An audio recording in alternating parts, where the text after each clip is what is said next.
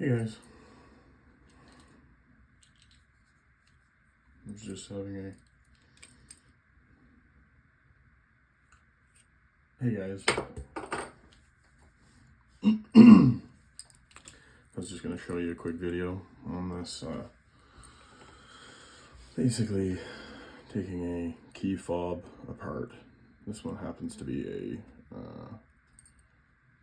from a GMC Sierra 1500, but I found that most key fobs have a very similar setup in which, if you look very closely, let's see if I can get this on here, there should be a notch right there.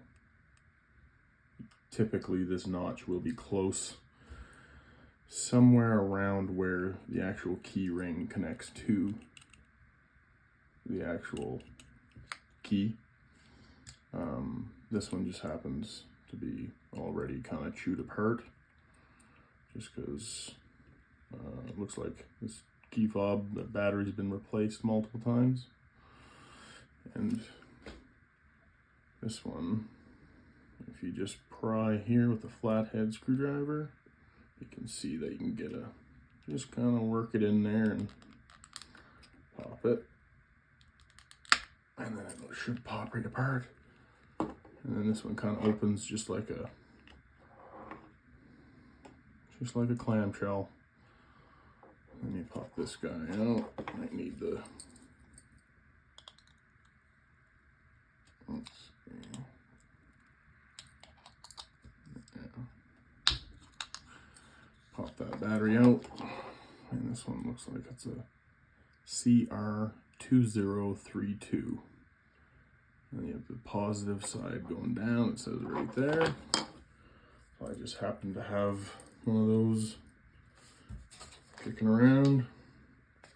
So I just happen to have to replace the batteries in a few different key fobs. So I'm gonna crack this open. And just pop one of these babies out.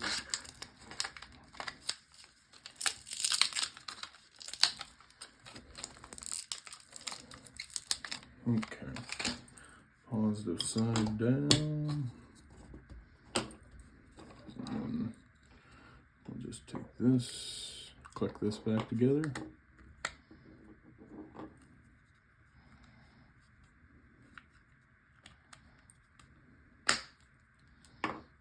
Yeah. Now this again happens to be a GMC Sierra 1500. I've found that most key fobs will have some sort of notch or some kind of little sliver where you can get a flathead screwdriver in, where you can pop it and crack it open.